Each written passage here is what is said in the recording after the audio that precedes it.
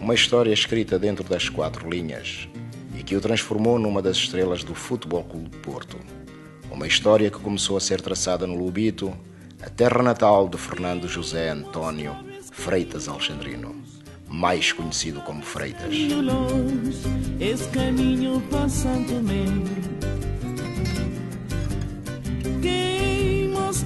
Uma cidade da qual guarda muitas e boas recordações. Pronto, recordações que eu tenho da minha infância em Angola são muitas e a que me recordo com mais saudade foi as grandes tareias que eu levava da minha falecida mãe. Lembro-me com saudade até que a prática que ela tinha, metia a minha cabeça no meio das pandas dela e aquelas vassourinhas doíam que eu sei lá, saudades dessas. Tenho saudades dos meus amigos, os meus irmãos, mas há aqui um problema, eu principalmente, eu e meus irmãos, principalmente este agora que a seguir a mim, nós às 5h30 íamos estar em casa, não tínhamos ordem, 5h30 da tarde, não tínhamos ordem de sair nem à noite, víamos os outros colegas irem passear uma volta e a minha mãe não nos deixava. Ficávamos lá no muro, lá no compão, a olhar, a ver os outros a passar. Chegou a Portugal aos 19 anos e na bagagem trazia o sonho de ser jogador de futebol. Mas a adaptação a Portugal estava longe de ser a melhor e muitas foram as lágrimas que chorou longe da família. A adaptação em Portugal foi... Quer dizer, ao princípio chorei muito, vim para aqui com 19, 20 anos e as saudades eram muitas, principalmente da família. E custou um pouco, mas viemos quatro. E ainda dava para acumular um pouco a saudades, mas vinham sempre, principalmente à noite, onde algumas lágrimas rolavam nos olhos. E depois também eu tenho um feitio, assim, sou muito aberto, sempre a brincar, e disfarçava muito. E cá estou. O lusitano do Lobito que o viu dar os primeiros passos no futebol e chegou a Portugal precisamente para jogar no Belenenses, onde se estreou no futebol português. Representou o Belenenses durante 9 anos e chegou ao Porto na época de 76-77. Na época seguinte, conquistou o campeonato nacional com as cores azuis e brancas, depois do maior jejum da história do clube. Um momento único na vida do jogador. Houveram muitos momentos marcantes. Mas houve um quando fui campeão, até foi aqui pelo Fogo, fui campeão, até chorei. E eram 19 anos. E eu chegar e ser campeão foi uma coisa impressionante. Marcou muito. E cedo o futebol entrou na vida de Freitas. O futebol entrou na minha vida, já sabe, o futebol criança começa na escola, era guarda-redes. Mas depois entrou aquele bichinho do futebol de salão. No Lobito havia um torneio que era no Sporting do Lobito, e onde estava lá também o Arlindo Leitão e o Manecas Leitão, que são lá da R5, Honda. E começou com um convite do Sr. Joaquim Manita. Começamos lá nos torneios do salão e o Sr. Joaquim Manita levou-me para o lusitano do Lobito. E comecei lá a estar, outra vez já em futebol de 11, e que depois, eu com a idade de júniores, o Sr. Joaquim Manita passou-me para os téniores e daí comecei a jogar. E depois surgiram então Tinha um senhor que era meu colega de trabalho, que era sócio do Belenenses, pôs-me também como sócio do Belenenses, e a partir daí ele recebi um convite para vir jogar para o Belenenses, que foi onde eu comecei a jogar cá em Portugal. E foi assim, 8 anos no Belenenses, depois passei para o Futebol Clube Porto, mais 8 anos no Futebol Clube Porto. Depois aí ainda tive mais o Timorense e Espinho, depois comecei a minha carreira de treinador de futebol. Freitas tornou-se um jogador respeitado e uma das referências do Futebol Clube de Porto. Os antigos colegas reconhecem-lhe o mérito. Enquanto futebolista, na época representava aquilo que ainda hoje é um dos valores do Futebol Clube de Porto, que é a dedicação, a vontade, a determinação, a raça, mas também a qualidade, o valor. Para além disso, é um dos jogadores que faz parte de uma geração que ajudou a fazer a viragem do clube para aquilo que hoje o Futebol Porto apresenta, quer a nível nacional, quer a nível internacional. Como colega, era de facto uma pessoa simples, mas uma pessoa com valores morais também importantes para o que é importante no futebol, apesar de muitas vezes as pessoas pensarem que a questão do jogo, do campo, é mais relevante, mas não é. A amizade com que vivia o dia-a-dia no clube, com todos os jogadores, era contagiante e, de facto, fazia com que o grupo fosse um grupo unido, amigo. Foi uma pessoa ou um jogador, ou um colega, que no início da minha carreira me ajudou a crescer como homem. Trabalhei com ele 2 ou 3 anos. Lembro perfeitamente como homem era uma pessoa que gostava de brincar, principalmente com os mais novos, e punha-nos à vontade para jogarmos e treinarmos da melhor forma possível. Lembro perfeitamente que era uma altura em que os jogadores que saíam dos júniores para os séniores tratávamos por senhores, e ele uma vez chegou à minha beira e disse que a partir daquele momento não era Sr. Freitas, mas sim Freitas, e pronto, é com essa vontade e de uma pessoa muito humilde que conheço o Freitas. O Freitas, já quando atleta do Belenenses, e não foi por acaso que ele veio para o Porto, era um jogador de eleição. Eu digo a ele a brincar, mas é um brincar muito a sério. Pronto, era um jogador que tinha umas qualidades acima da média, uma entrega, um profissionalismo enorme, um companheirismo que ele punha em tudo que fazia, e depois, não sendo dotado tecnicamente, era um jogador que tinha uma capacidade física acima do normal e que, como é normal, onde defesa pede-se que defenda bem e depois, se possível, construir. O Freitas era exímio em destruir, portanto era um defesa em toda a extensão da palavra, o que fazia e que me dava um certo à vontade, que era a estrutura da equipa, era a tática da equipa, que eu fosse um lateral ofensivo, mas só poderia ser um lateral bastante ofensivo se tivesse, como se diz na gíria, as costas guardadas, e eu sabia que ia à frente porque estava à vontade, porque a compensação era sempre bem feita. Não é por estar a falar do Freitas, porque se ele fosse uma pessoa que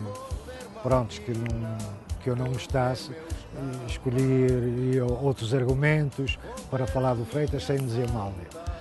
Eu digo que joguei, comecei nos Cenas com 19 e acabei a jogar aos 40, e posso dizer, não digo com satisfação, que posso, destes anos todos, os jogadores que encontrei, não encontrei assim como o Freitas, porque conheci muito boa gente. Agora é muito, muito difícil, como companheiro, como amigo, como pessoa, e eu nem digo comigo porque era jogador, como qualquer pessoa, o Freitas teve sempre um tratamento exemplar. Nesse aspecto ele foi das coisas, para além da amizade que eu tenho por ele por mim eu sei, foi das coisas que mais me chamou a atenção no Freitas, foi o seu lado humano. Onde eu brincava, escondia meus campos. Freitas foi um dos pilares do Porto e também internacional por Portugal em 9 ocasiões. Terminou a sua carreira no Portimonense, mas nem por isso deixou o futebol de lado. E hoje tem uma escola de futebol. Tenho, mas eu e os filhos temos uma escola de futebol, né, que é na Maia, e estamos também a disputar campeonatos.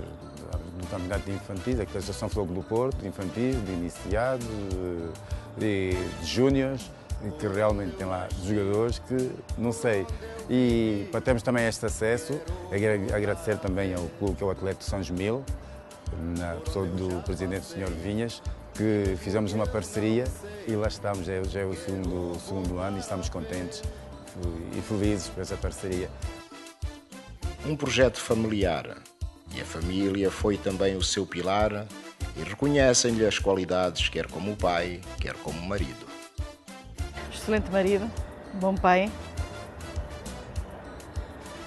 e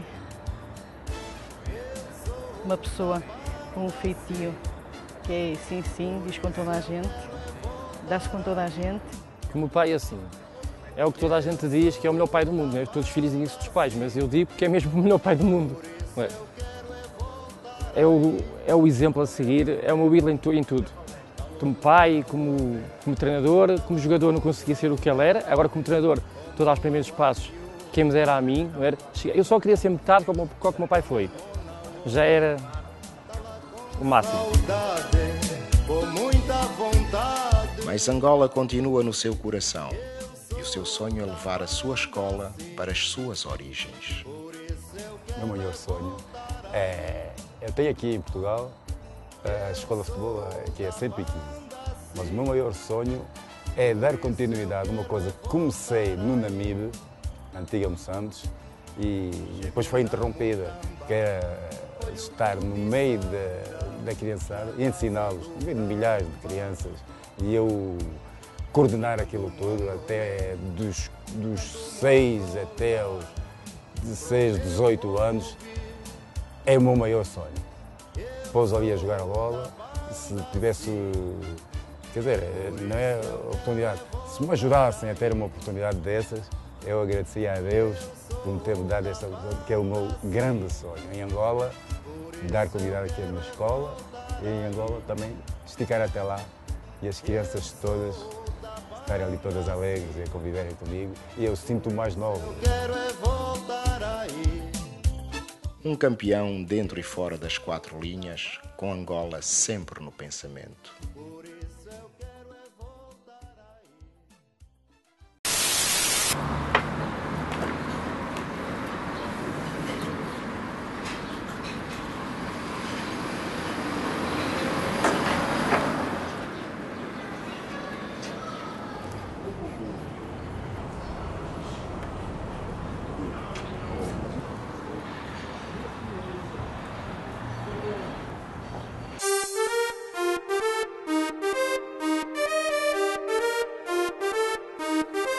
Os ritmos quentes das suas músicas deram a conhecê-lo aos portugueses. As suas músicas refletem as suas origens. E por isso Olavo Boa Morte, ou Canuco Zumbi, como é conhecido no meio artístico, quando pensa em Angola, pensa em festa, em convívio e agitação. Enquanto penso no meu país de origem, penso essencialmente, não só, mas essencialmente no convívio que existe, que é a vivacidade que tem a cultura africana, neste caso a angolana, que é a minha origem, e do nosso convívio, da agitação, da animação que têm os angolanos, que Angola é festa, como se costuma dizer. E depois mesmo a boa disposição das pessoas em geral, não só o convívio entre amigos, mas a boa disposição das pessoas, a agitação da própria cidade, que também é completamente diferente, até supostamente aquele caos, né? As pessoas acabam por gostar, por se habituar também a esse caos, e isso é uma das coisas das quais eu quero ter mais interação e fazer cada vez mais parte. Desde cedo que a música faz parte da sua vida. Começou por cantar Irmãos Verdades com o tema Yolanda quando ainda andava na escola. Embora garanta que via a música apenas como um hobby e o futebol como algo que ambicionava, a verdade é que foi na música que vingou. E é sem dúvida um nome bem conhecido dos portugueses.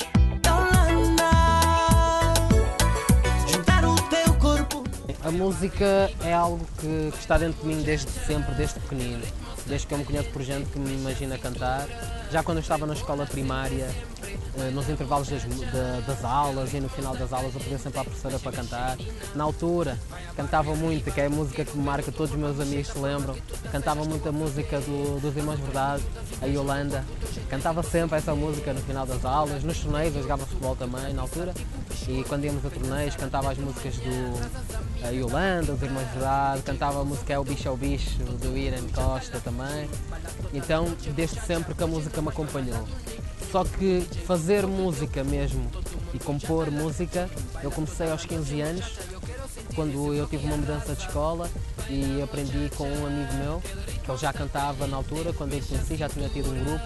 Então foi ele que foi o Cida, atual João Pequeno, que é assim que lhe tratam no mundo do rap. E foi ele que me ensinou, ele é que teve-me a mostrar como fazer uma sequência de rimas, como trabalhar a métrica. Então pronto, foi com ele que efetivamente que eu comecei a nível musical, a compor as minhas letras, isto aos 15 anos. Depois fazia inicialmente rap interventivo, aos 17, 18, mas não fazia música por nenhuma obrigação, eu escrevia apenas, levava a música como um hobby, porque para mim na altura era o futebol que eu via, como algo que eu ambicionava apenas, então fazer só música como hobby.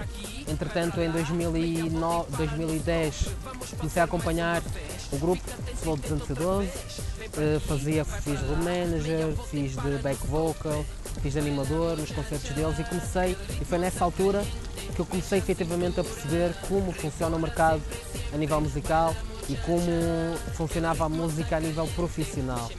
E então, depois em 2011, após termos tido o último show como Flow 212, porque eu depois comecei a cantar como vocalista principal em 2010, porque no fim de 2009 o grupo separou-se e faltavam datas para cumprir em 2010, então eu comecei a substituir o artista Cali, na altura, e então estive a substituí-lo como vocalista principal, porque já era uma pessoa de confiança do grupo, conhecia a filosofia do grupo, conhecia também as músicas, sabia as letras todas de cor, e então eu comecei a substituir o Cali como artista principal durante o ano 2010, 2011.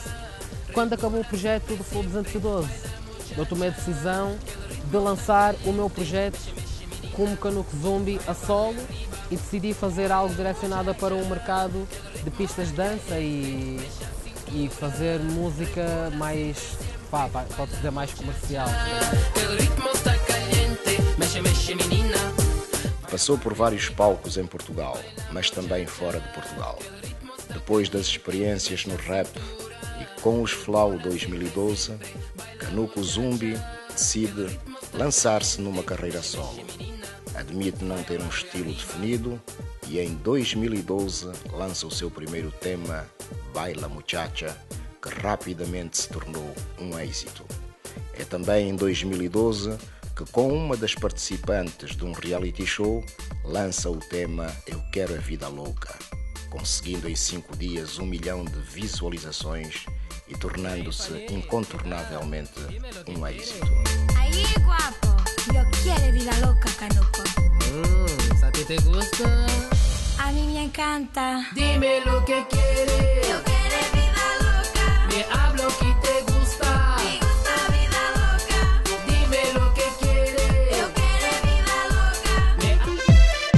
Com os seus temas a invadirem as pistas de dança, Canuco Zumbi diz inspirar-se nas vivências para compor. Para compor, eu inspiro-me na vida em si, nas minhas vivências, inspiro-me em todo lado, inspiro-me na sociedade, nas vivências dos meus colegas, mas essencialmente naquilo que eu vivo. Normalmente eu faço essencialmente música de pista de dança, mas mesmo assim falo em coisas que eu vivo, que eu sinto,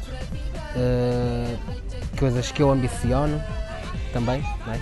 Porque tenho também algumas músicas em que eu falo que pode demonstrar alguma ostentação, mas não, são coisas que toda a gente ambiciona ter uma boa vida, então eu pego também um bocado por aí, a mostrar aquele lado mais festivo da coisa. Então eu inspiro-me essencialmente na vida humana.